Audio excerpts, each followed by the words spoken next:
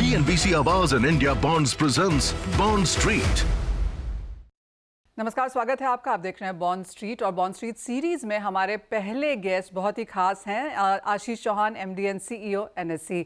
आशीष जी, बहुत शुक्रिया हमारे साथ आज यहाँ पर जुड़ने के लिए। और मैं कल एक नीति आयोग की रिपोर्ट पढ़ रही थी जो कहती है कि अगर हमें विकसित भारत की तरफ बढ़ना है तो ज़रूरत है कि ecosystem, financial and long term capital mobility यहाँ पर लेके आने की ज़रूरत है और शायद बॉन्ड्स इसमें एक बहुत बड़ा स्पेस या रोल निभा सकते हैं। आपकी क्या सेंस है, जब हम विकसित भारत को देखते हैं तो overall capital mobilisation, high scale और सस्टेनेबल कैपिटल की जब हम बात करते हैं, वहाँ पे बॉन्ड्स क्या रोल प्ले कर सकते हैं? किसी भी अर्थतंत्र के विकास के लिए, even day to day running के लिए एक तरह से रिस्क कैपिटल की आवश्यकता है। वैसे ही एक तरह से नॉर्मल कैपिटल की आवश्यकता है जो ऋण से मिला जाता है। तो जो बॉन्ड है, लोन्स हैं, वो ऋण कहा जाता है और बॉन्ड्स एक तरह से डिसइंटरमीडिएशन है।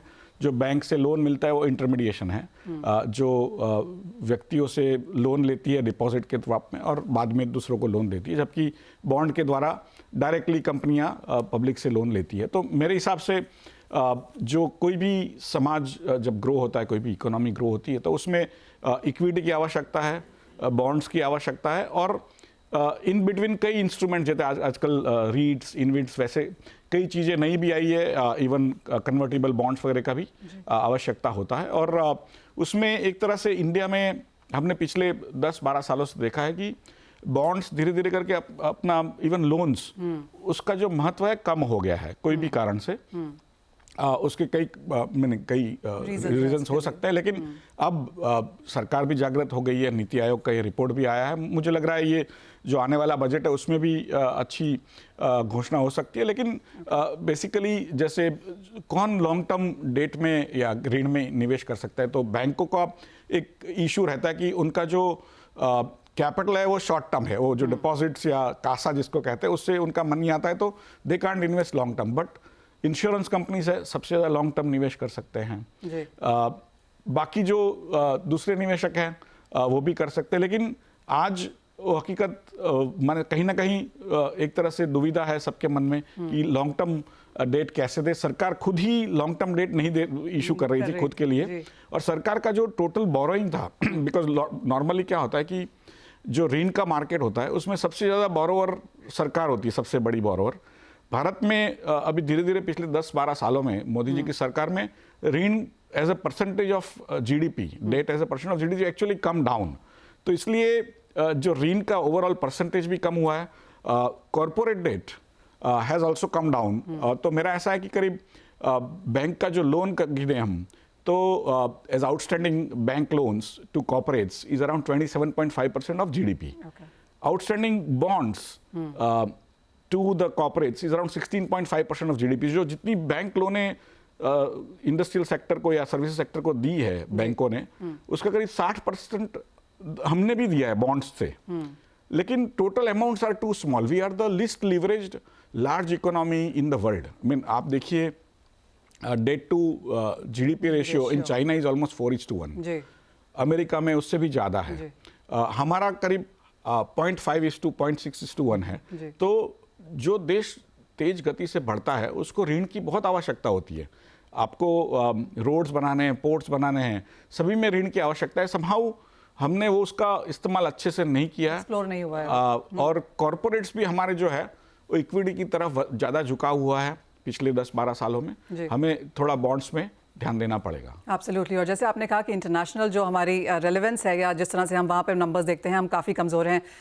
अब आप यहाँ पर NSE हेड कर रहे हैं, क्या प्लान्स हैं NSE के यहाँ पर ओवरऑल कैपिटल मार्केट को लेकर, और विद इन दैट बॉन्ड यहाँ पर क्या फीचर करता है? नहीं, हमारे लिए बॉन्ड्स, मैंने आपको पता नहीं याद होगा कि नहीं, लेकिन 94 में जब NSE शुरू हुआ तो वो इसलिए शुरू हुआ था कि बॉन्ड मार्केट को सुधारा जाए। जो हर्षद मेहता कांड जो बॉन्ड मार्केट में हुआ था, SGL गवर्नमेंट बॉन्ड्स में हुआ था, उसकी वजह से NSE की रचना हुई थी। तो हमारा मेन जो काम था वो बॉन्ड मार्केट को सुधारना था। आज तक हम अविरत प्रयास कर रहे हैं और स्वाभाविक है कि पिछले 3-3.5 सालों से मैंने कोशिश की है। उसमें एक ट्राइपार्टाइट रेपो करके एक फ्रेमवर्क है, उसमें आज दिन में 5-7 हज़ार करोड़ का एवरेज ट्रेडिंग हो जाता है।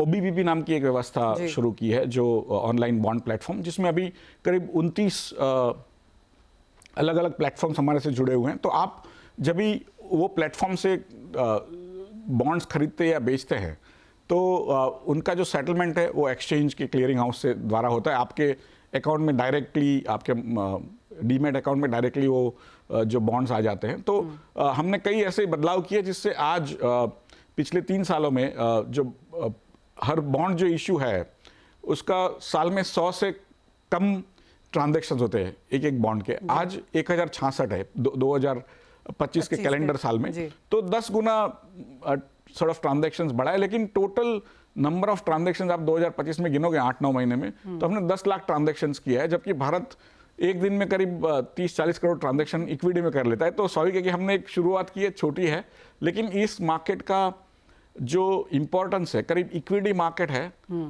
उतना ही बॉन्ड्स मार्केट उससे ज्यादा वर्ल्ड में होता है। माने जो कंपैरिजन करते हैं रेशियो में, तो डेट से ज्यादा, आई मीन इक्विटी से ज्यादा डेट मार्केट का बड़ा इंपॉर्टेंस रहता है वर्ल्ड मार्केट में, अमेरिका में, चाइना में, कहीं पर भी। हमने उसको एकदम धीरे धीरे करके सिकुड़ लिया है, अभी उसको बढ़ाने की आवश्यकता है। और जो देश अगले जो एस्पिरेशनल है कि 10% 12% से हम ग्रो करेंगे, तो डेट मार्केट का इंपॉर्टेंस जरूर बढ़ेगा। एब्सोल्युटली। आशीष जी, जैसे आपने कहा कि पिछले 10 साल में बहुत कुछ होता हुआ नजर नहीं आया, 24 में एक अच्छी शुरुआत हुई, 25 के नंबर्स हमारे सामने हैं। एक्सपेक्टेशन ये है कि जिस तरह की ग्रोथ हम देख रहे हैं 26 में शायद हम ये नंबर्स डबल होता हुआ भी देखें, लेकिन एक लॉन्ग टर्म ट्रैजेक्टरी यहाँ पर क्या है? और जैसे आपने कहा कि बजट में कुछ देखने को मिल सकता है, नीति आयोग की भी रिपोर्ट आई है, तो क्लियरली ध्यान उस तरफ है। आपके लिहाज से यहाँ पर पॉलिसी फ्रेमवर्क में क्या कुछ किया जाने की ज़रूरत है? नहीं, कई चीज़ें जो लोगों ने सजेस्ट भी की है, खास करके जो अर्लियर पिछले समय में जो टैक्स फ्री बॉन्ड्स खास करके PSUs के आते थे, बाद में बंद हो गए। तो कहीं ना कहीं एक तरह से बॉन्ड्स ट्रेडिंग को भी इक्विटी की तरह लिया जाए, उसके जो कैपिटल गेन टैक्स वगैरह जो है उस हिसाब से, उस लिहाज से देखा जाए तो दोनों में एक तरह से समानता आएगी। उसकी इनकम, हाँ, हालांकि जो इनकम आती है बॉन्ड्स में से आप उसको इनकम की तरह ट्रीट करिए, बट जो कैपिटल गेन्स वगैरह आते हैं तो उसमें आप उसको कैपिटल गेन की तरह ट्रीट कर सकते हैं। तो उसके एक तरह से बॉन्ड्स को एक बढ़ावा मिलेगा, ऐसा मेरा मानना है। यहाँ से आगे जाके जैसे आपने कहा कि जिस तरह का टिकट साइज और जिस तरह के नंबर्स या पंचेस हम इक्विटी में देखते हैं वो बॉन्ड्स में नहीं है, क्या ये अवेयरनेस को लेकर है? क्या ये बिकॉज इसकी लॉन्ग टर्म मैच्योरिटी है उसको लेकर है? रिटेल के दिमाग में क्या है यहाँ पे? नहीं, रिटेल के दिमाग में एक तो ये है कि वहाँ पर रिटर्न्स नहीं है, जो रिटर्न्स है वो एक्साइटिंग नहीं है। जो रिटर्न्स आता है आपको 6, 7, 8, 9% तक मिलता है। पर यूजुअली जो हम कहते हैं 60% इक्विटी, 40% डेट, आपको लगता है इंडियन रिटेल उसको नहीं मानता या नहीं करता? Indian retail, see the way I look at it कि risky asset versus not so risky asset. तो रिस्की एसेट में उनके पास इक्विटीज है जो आजकल काफ़ी बढ़ चुकी है। ऑफ कोर्स म्यूचुअल फंड उसी में शामिल है, भले म्यूचुअल फंड कहा जाता है कि नॉन रिस्की है, बट अल्टीमेटली इक्विटी का ही बेस है। जो नॉन रिस्की एसेट में आज उनके पास माने हर एक व्यक्ति के पास अपना घर है, वो भी एक तरह से यूजफुल भी है और नॉन रिस्की भी है।